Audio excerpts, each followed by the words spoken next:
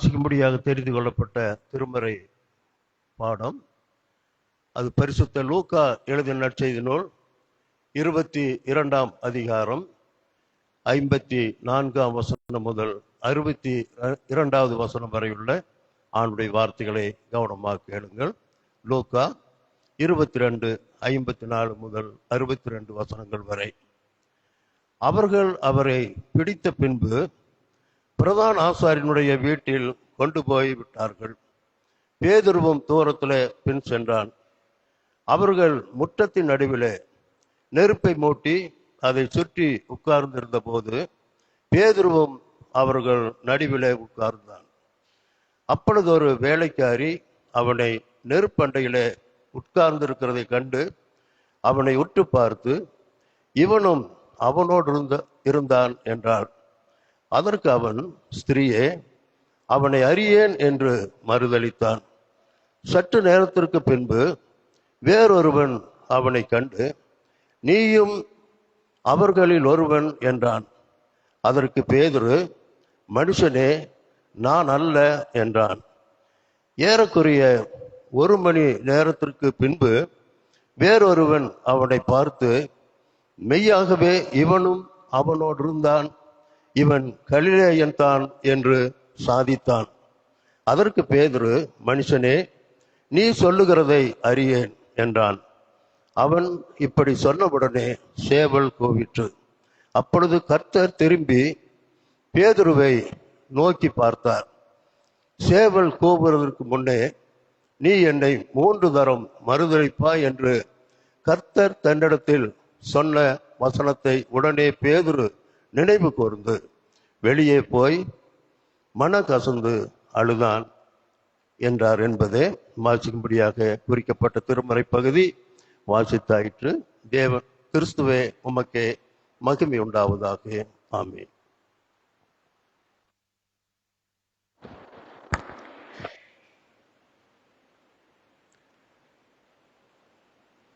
நம்முடைய பிதாவாகிய கடவுளாலும் கர்த்தராகிய இயேசு கிறிஸ்துவினாலும் உங்களுக்கு அருளும் அமைதியும் ஆசியும் உண்டாவதாக.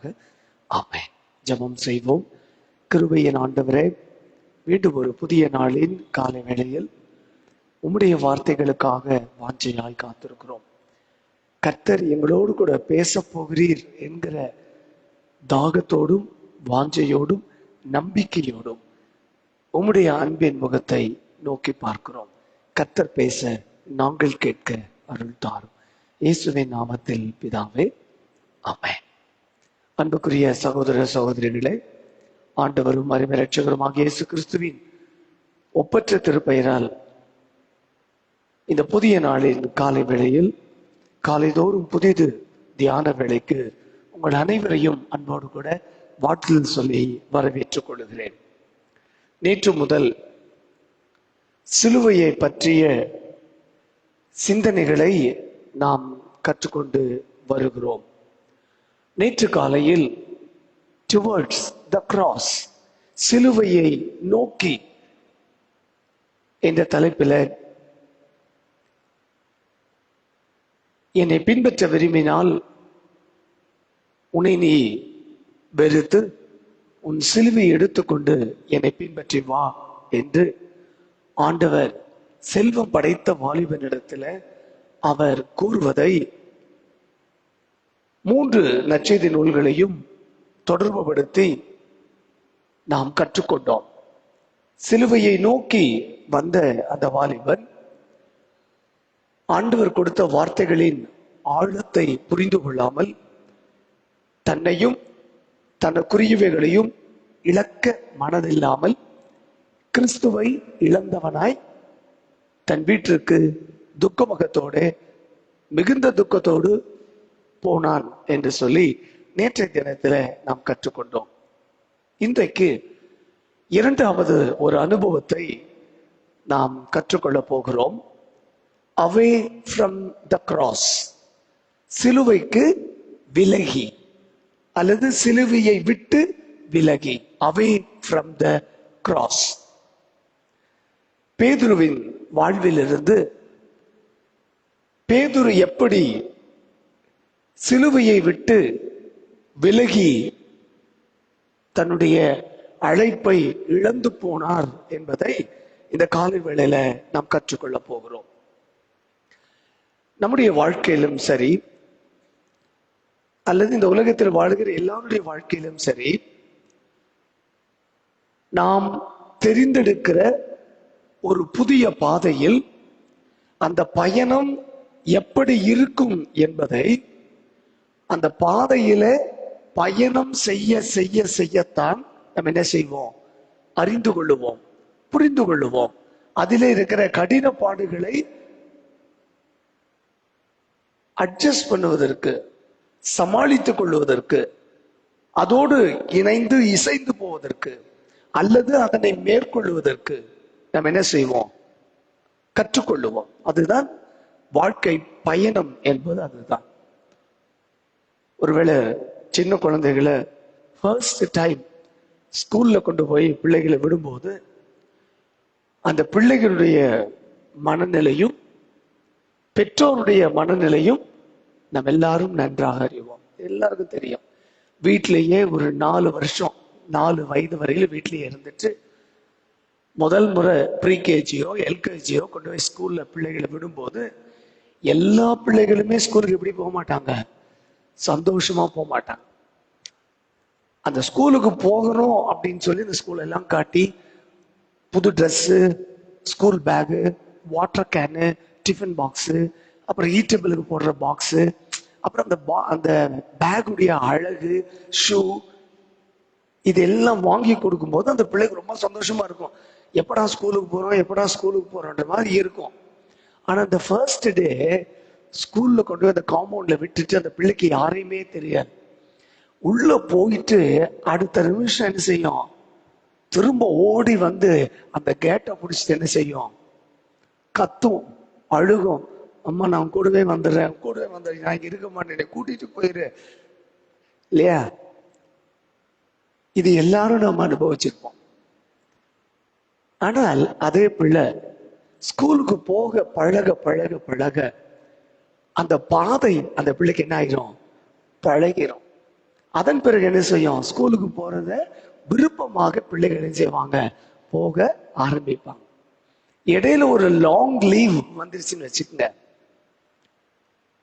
ஞாயிற்றுக்கிழமை எல்லாருடைய டயலாக் எப்படி இருக்கும் தெரியுமா? ஏன்தான் இந்த திங்கட்கிழமை வருதோ? சமீப நாட்கள்ல குழந்தைகளை விட டீச்சர்ஸ் வந்து இந்த வார்த்தையை அடிக்கடி சொல்றாங்க இல்லையா? ஞாயிற்றுக்கிழமை ராத்திரி இந்த டைலாக் எல்லா டீச்சர் வீட்டுல இருக்கும். நாளை காலையில் நீ 5 மணிக்கு எந்திரிக்கணுமா, ஸ்கூலுக்கு போகணுமா? ஸ்கூலுக்கு போறது நினைச்சாவே டென்ஷனா இருக்கு இல்லையா? நம்முடைய வாழ்க்கை பாதையில பல்வேறு விதமான அனுபவங்களை நாம் அனுபவிக்கிறோம். சரி, சிலுவையின் பாதையில பேதுரு விலகி போகிறார். காரணம் என்ன? Why did Peter getting away from the cross of Jesus? இயேசுவுடைய சிலுவையை விட்டு பேதுரு ஏன் விலகி போனான்? இந்த கேள்வியை எழுப்பினால் அந்த கேள்விக்கான பதிலை தேடுகிற போது பேதுருவுடைய அழைப்பிலிருந்து நாம் அதை என்ன செய்யணும்? பார்க்கணும். ஏதோ பேதுரு ஆண்டவர் சிலுவைக்கு போகிற போது அந்த பெரிய வியாழக்கிழமை அன்றுதான் இயேசுவினுடைய சிலுவை விட்டு விலகி போனான் என்று செய்யக்கூடாது, யோசிக்க கூடாது. பேதுருவுடைய ஊழியத்தின் பாதையில இந்த சிலுவை விட்டு விலகி போவதற்கு முன்பே there were many symptoms within Peter. பேதுருவுக்குள்ள இயேசுவினுடைய சிலுவையை விட்டு விலக போகிறார் என்பதற்கு சில அடையாளங்கள் அவருடைய ஊழியத்துல பயணத்துல இருந்தது இல்லையா? கடவுள் நம்மளுக்கு அந்த உடலை கொடுத்திருக்காரு இல்லைங்களா? இந்த உடலுக்கு ஏதாவது பிரச்சனை இருக்கு அப்படின்னா ஏதோ திடீர்னு வந்து ஐயோ ஒரு ஹார்ட் அட்டாக் வந்துச்சுங்க, ஒரே நேரங்க டக்குன்னு போயிட்டாரு. நம்முடைய இந்த பிசிக்கல் சிஸ்டம் இல்லையா, கடவுளாலே இந்த சரீரம் கொடுக்கப்படும் போது, படைக்கப்படும் போது, உருவாக்கப்படும் பொழுது ஆண்டவர் என்ன செய்திருக்கிறார்? ஒரு பிரச்சனை நமக்கு வருகிறது என்றால் அந்த பிரச்சனைக்கான சிம்டம்ஸ் நம்முடைய பாடியில இருக்கும், தெரியும். நாம என்ன செய்வோம்? அதை அசட்டை பண்ணுவோம், உதாசீனப்படுத்துருவோம். இது ஒண்ணு இல்லை. இப்படித்தான் பெரும்பாலும் இந்தியாவில் இருக்கிற நாம் இப்படிதான் யோசிப்போம். இது ஒண்ணு இல்லைங்க, சும்மா ஒரு இஞ்சி டீயை போட்டு குடிச்சீங்கன்னா எல்லாம் சரியா போயிடும். இப்படி நிர்விச்சாரமாய் பல நேரங்கள்ல இருந்துதான் முக்கியமான காலகட்டங்களில் அநேகர் தன்னுடைய வாழ்க்கையை இழந்து போகிறார்கள்.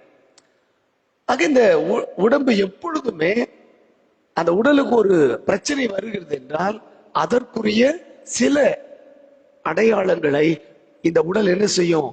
வெளிப்படுத்தும். சளி பிடிக்குது அப்படின்னு என்ன அர்த்தம்? நமக்கு சிம்டம்ஸ் இருக்கும் இல்லையா? லேசா என்ன வரும்? மூக்கு அடைக்கிற மாதிரி இருக்கும், அப்புறம் தும்மல் வர மாதிரி இருக்கும், அதுக்கப்புறம் லேசா தொண்டைய பிடிக்கிற மாதிரி இருக்கும். ராத்திரி என்ன வந்துடும்? காய்ச்சல் வந்துடும். நான் முதல்ல பேர்ன் சைடு இந்த போதை சேரத்துல இருந்தபோது அப்பதான் எனக்கு ஃபர்ஸ்ட் எக்ஸ்பீரியன்ஸ். அப்போ ஒரு அம்மா சிவப்பு கலர்ல ஒரு கீரையை கொடுத்தாங்க. எனக்கு அந்த பேர் தெரியல, அந்த கீரையுடைய பேர். எனக்கு கீரை ரொம்ப பிடிக்கும், அதனால ஐயரம்மா உடனே நீ கீரை குழம்பெல்லாம் வச்சுட்டாங்க. நானும் அந்த கீரை குழம்ப போட்டு மத்தியானம் ராத்திரி நல்லா சாப்பிட்டேன். ராத்திரி 11:30 மணி 12 மணி இருக்கும் மூக்கு அடைச்சிருச்சு, அப்படியே உடம்பெல்லாம் கொதிக்குது. எனக்கு ஒண்ணுமே புரியல, என்னடா இப்படி ஆயிடுச்சு. நான் ஐயரம்மாட்டு சொன்னா காய்ச்சல் வந்துருச்சு. நானும் யோசிச்சு பாக்குறேன், என்னடா திடீர்னு இப்படி காய்ச்சல் வரும், நான் என்ன சாப்பிட்டேன்?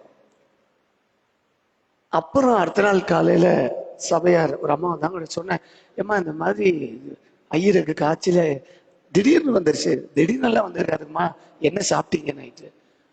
அப்ப அம்மா சொன்னாங்க, இந்த மாதிரி சர்க்கரை இன்னமும் ஒரு கீரை, எனக்கு பேர் ஞாபகம் மறந்துடுச்சு, சிவப்பு கலர்ல இருக்கும். ஏமா இந்த செப்டம்பர் அக்டோபர்ல எல்லாம் இந்த கீரை சாப்பிடலாமா? இது பயங்கர குளுமை, இந்த கீரை சாப்பிட்டா உடனே என்ன வந்துடும்? சளி பிடிச்சிக்கும். வேற ஒன்றும் பிரச்சனை இல்லைம்மா, இதுதான் காரணம். அப்ப நம்முடைய உடலுக்கு தெரியுது.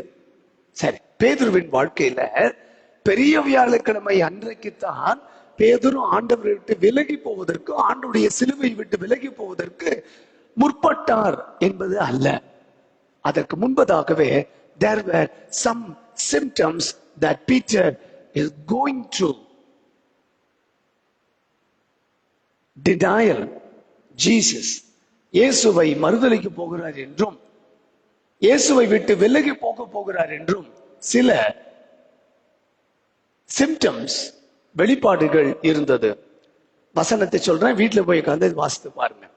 மத்தேயு 16ஆம் அதிகாரத்துல ஆண்டவர் இயேசு தம்முடைய சீடர்களை பார்த்து கேட்கிறார், இத்தனை நாட்களாய் நான் ஊழியம் செய்து கொண்டு வருகிறேன், இந்த ஜனங்கள் என்னை எப்படி பார்க்கிறார்கள், என்னை எப்படி புரிந்து இருக்கிறார்கள்?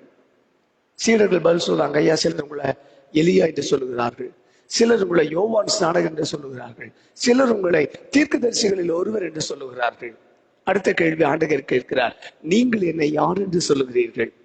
உடனே பேதுரு ரொம்ப சந்தோஷமா சொல்லுகிறார், ஆண்டவரே நீ ஜீவனுள்ள தேவனுடைய குமாரனாகிய கிறிஸ்து. சொன்ன உடனே ஆண்டவருக்கு ரொம்ப மகிழ்ச்சி. பேதுருவே, மாம்சமும் ரத்தமும் இதை உனக்கு வெளிப்படுத்தவில்லை, பரலோகத்தில் இருக்கிற என் பிதாவே இதை உனக்கு வெளிப்படுத்தி இருக்கிறார். அடுத்து சொல்லுகிறார், நீ பாறை, நீ கல்லாக இருக்கிறாய், உண்மையிலே என் சபையை நான் கட்டுவேன், பாதாளத்தின் வாசல் அதை என்ன செய்ய போவதில்லை, மேற்கொள்ள போவதில்லை. அப்படியே பேதுரு புல்லரிச்சு போகிறார். ஆண்டவர் இயேசுவை கிறிஸ்துவாக, மேசியாவாக நான் சொன்னேன். ஆண்டவர் என்ன செய்கிறார்? அற்புதமாக பாராட்டி இருக்கிறார். அப்படியே ஒரு புலங்காங்கிதம், அவருக்கு அவ்வளவு சந்தோஷம். அது முடிஞ்சிச்சு. ஆண்டவர் இயேசு சீடர்களை அழைத்து கொண்டு போய் சொல்லுகிறார், நாம் இப்பொழுது எருசலேமுக்கு போகிறோம், அங்கே மனுஷகுமாரன் பாடுகளை பட்டு பாவிகளின் கையில ஒப்பு கொடுக்கப்பட்டு அவர் மரணம் அடைய போகிறார் என்று சொல்லி ஆண்டவர் தன்னுடைய பாடு மரணங்களை முன்னறிவிக்கிறார். முன்னறிவிக்கும் போது பேதுரு ஏசாமிய தனியா கூட்டிட்டு போய் ஆண்டவர் என்ன செய்கிறார்? கடிந்து கொள்ளுகிறார். ஆண்டவரே, என்ன இப்படி பேசிட்டு இருக்கிறீங்க? நீங்க இப்படி எல்லாம் பேசக்கூடாது, இது உமக்கு நேரிடக்கூடாது. அப்படியானால் ஆண்டவர் எப்போது எப்படி இருக்கணும்? ஆண்டவர் மாதிரி தான் இருக்கணும். எல்லாத்தையும் எதிர்த்து நிக்கிறோம், காற்றையும் கடலையும் அமர்த்தணும். சாப்பாடு இல்லையா, 5 பத்தி 2 மணி கொடுத்து சாப்பாட்டை கொடுக்கணும். வியாதியா இருக்கிறவங்களை குணமாக்கணும். அதை விட்டுட்டு நான் பாடுபடுறேன், நான் செத்து போக போறேன், பேதுருவினால ஏற்றுக்கொள்ள முடியவில்லை. This was the first occasion Peter came to know that Jesus is going to be crucified. இயேசு பாடுபட போகிறார் என்பதை பேதுருவினால என்ன செய்ய முடியல? ஏற்றுக்கொள்ள முடியல. இந்த பாடு என்கிற வார்த்தை, உபத்திரவம் என்ற வார்த்தை, மரணம் என்கிற வார்த்தை பேதுருக்கு எப்படி இல்ல? பிரியமானதாய் இல்ல.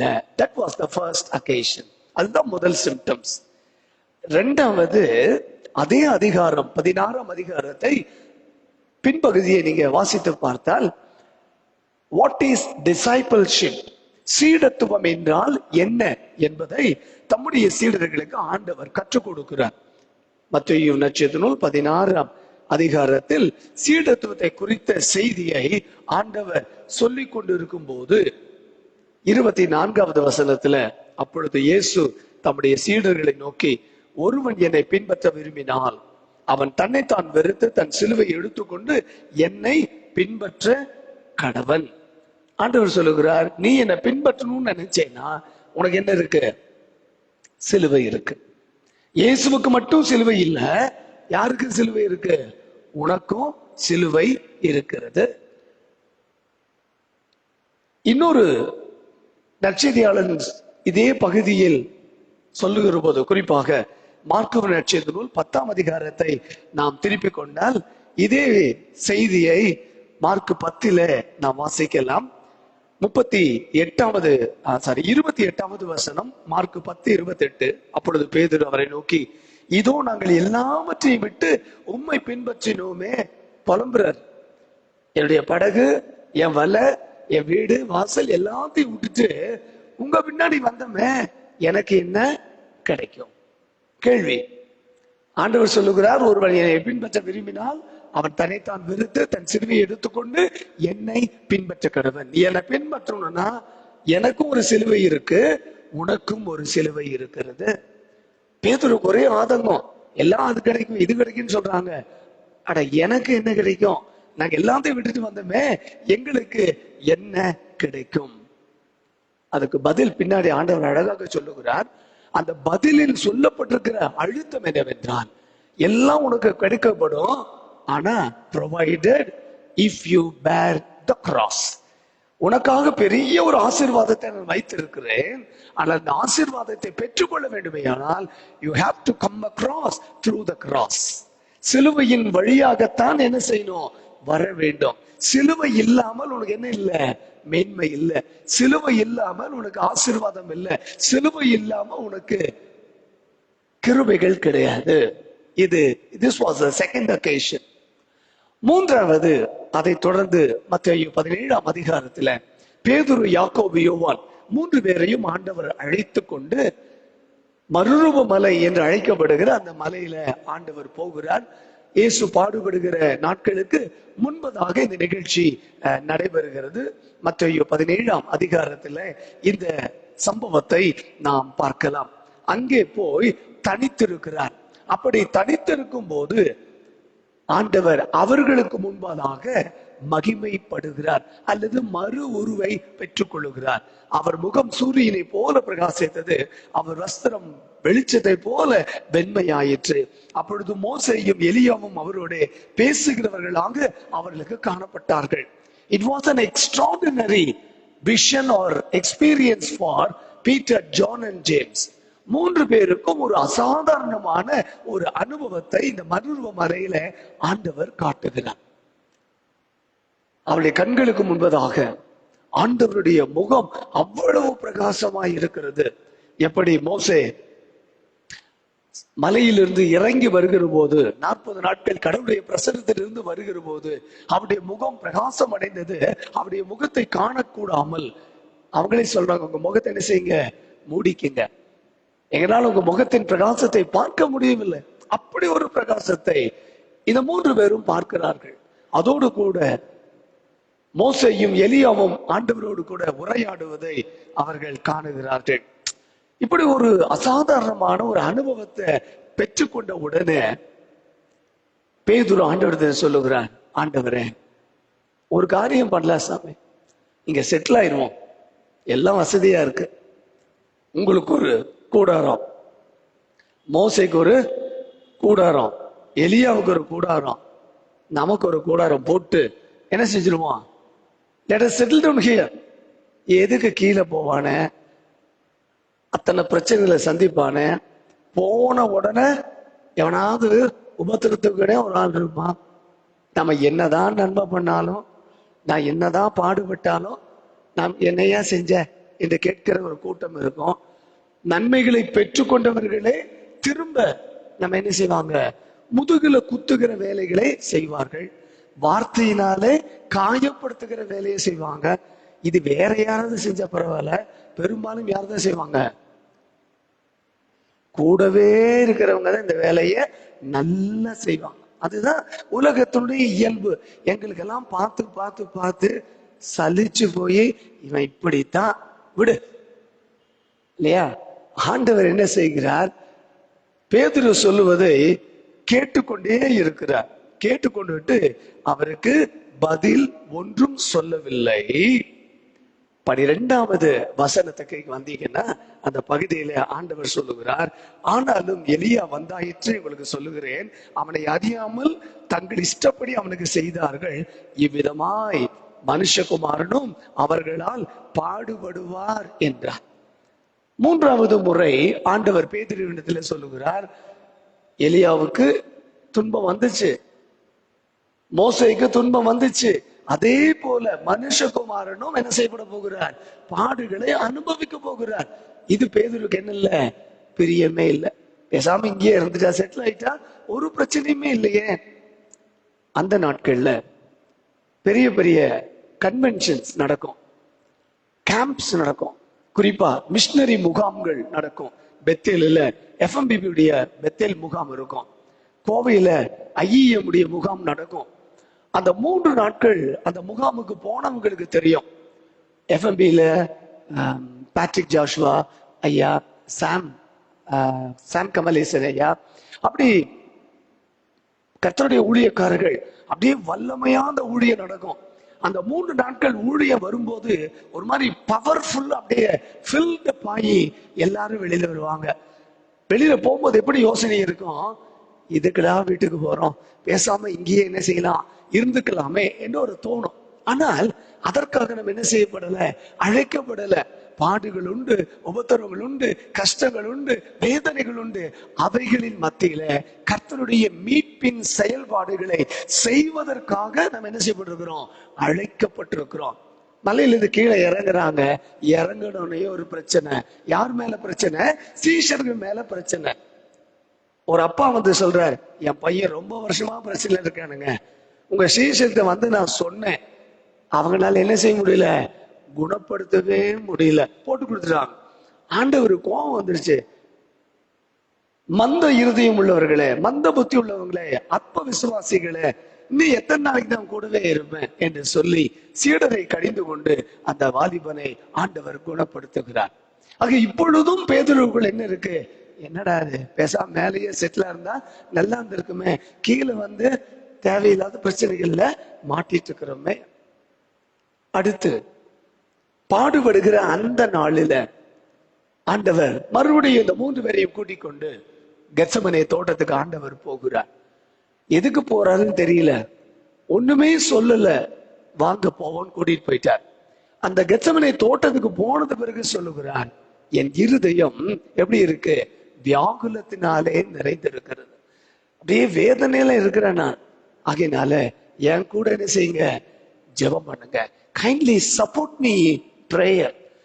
ஆண்டவர் முதலாக மனிதர்களிடத்துல ஒரு உதவியை ஆண்டவர் கேட்கிறார். பொண்ணல்ல, பொருள் அல்ல, என்ன கேட்கிறார், be with me, be accompany with me in prayer. ஜெபத்துல என்னோடு கூட தரித்திருங்கள். நான் இருதயம் வேதனையில இருக்கிறது.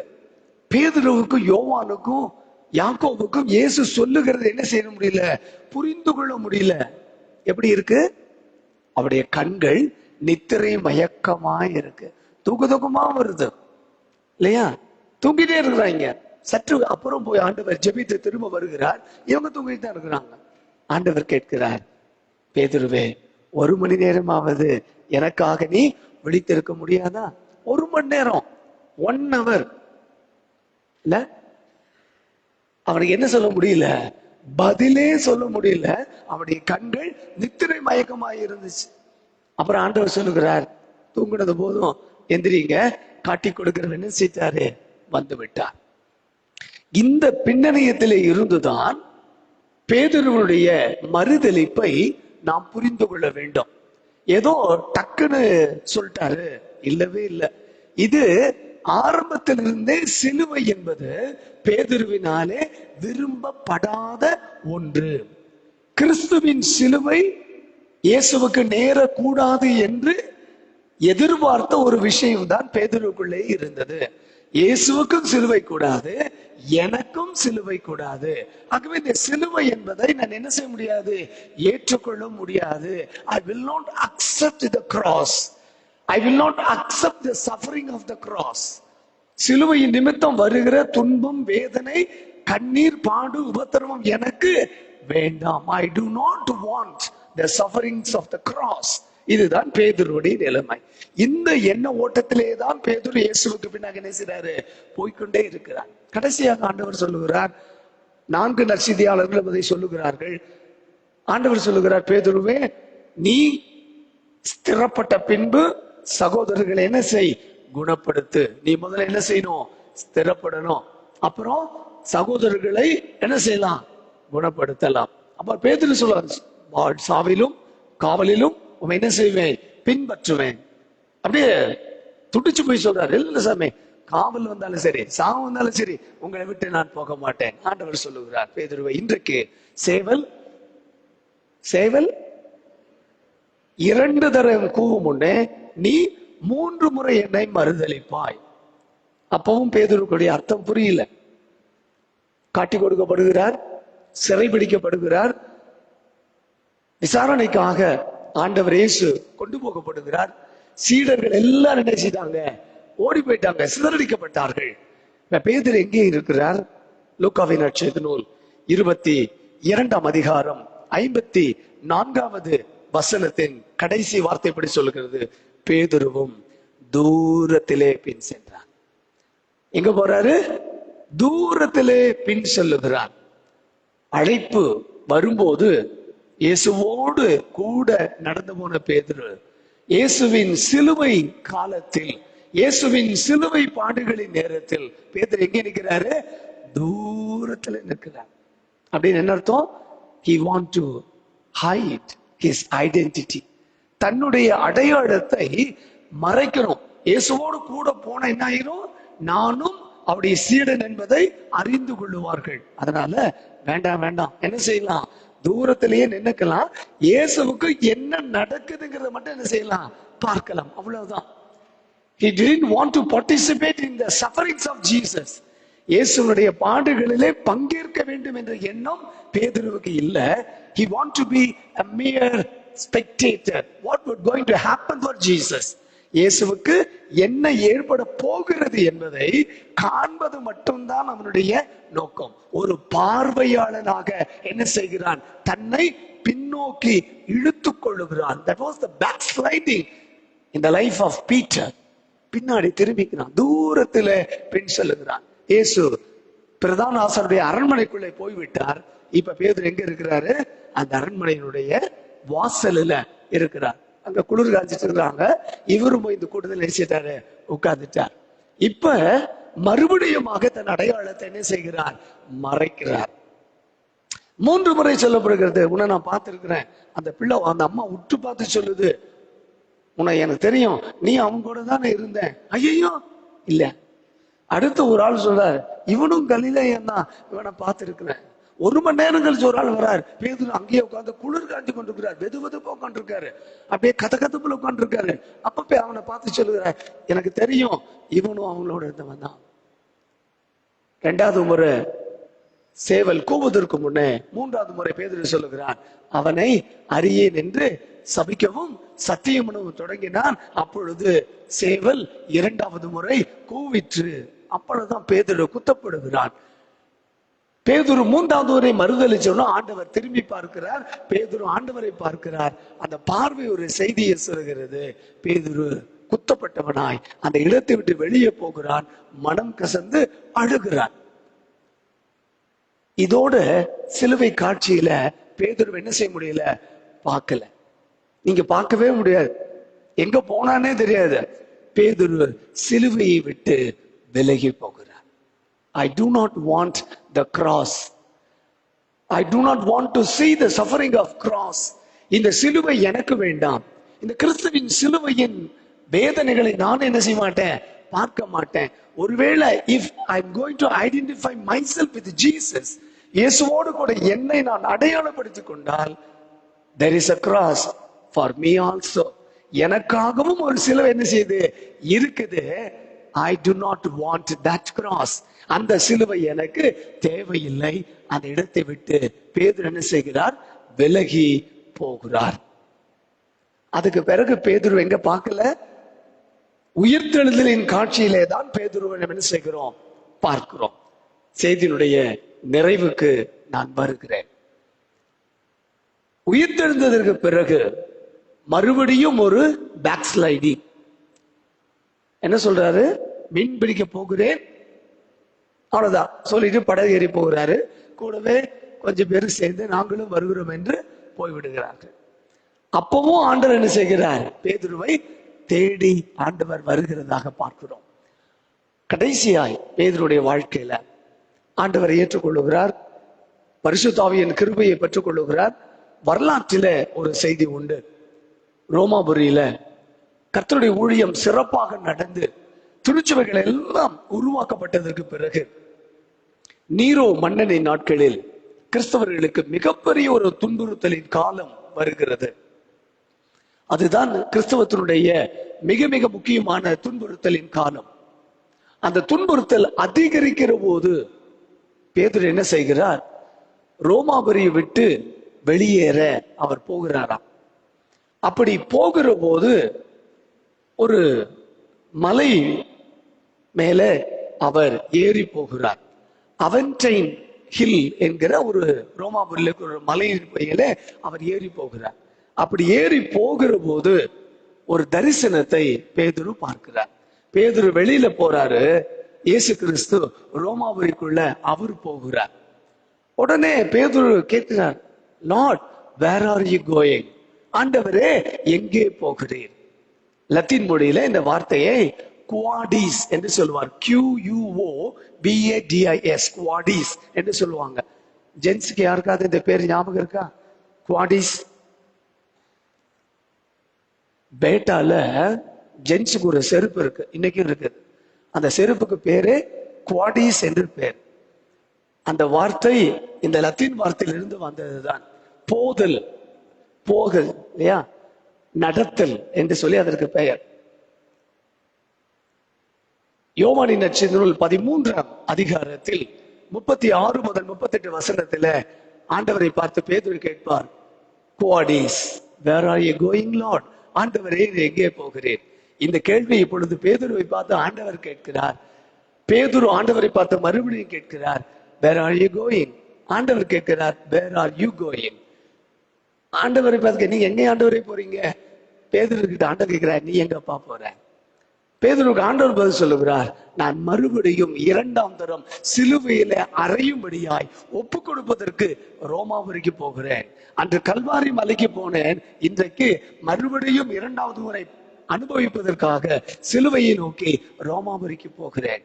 பேதுரு மனம் கசந்து அழுது, நோ லார்ட், நான் ரோமுக்கு நான் போகிறேன், நீர் வேணாம், நான் போறேன். இந்த பாடுகளை உமக்காக, உம்முடைய நற்செய்திக்காக, சிலுவைக்காக நான் ஏற்றுக்கொள்கிறேன் என்று சொல்லி திரும்பவுமாக ரோமுக்கு போய் பல ஆண்டுகள் ஊழியத்தை செய்து கடைசியாக தலைகீழாக சிலுவையில அடிக்கப்பட்டு இரத்த சாட்சியாய் மரித்தார் என்பதை வரலாற்று குறிப்பில நாம் வாசிக்கலாம். ஆக சிலுவை அந்த வாலிபனுக்கு எப்படி இருந்தது? ஏற்றுக்கொள்ள முடியாததா இருந்தது. அந்த சிலுவை அவருக்கு துக்கமா இருந்தது. ஏன்னா ஒரே அறிமுகம், ஒரே கேள்வி, ஒரே முறை விட்டு போயிட்டார். ஆனா பேதுருவின் வாழ்க்கை அப்படி அல்ல. 33 ஆண்டுகள் இயேசுவின் வாழ்க்கையில 3.5 ஆண்டுகள் இயேசுவோடு கூடவே இருந்து பல முறை இந்த பாடுகளை குறித்து, சிலுவை குறித்து கேட்டு கேட்டு கற்றுக்கொண்டும் என்ன செய்ய முடியல?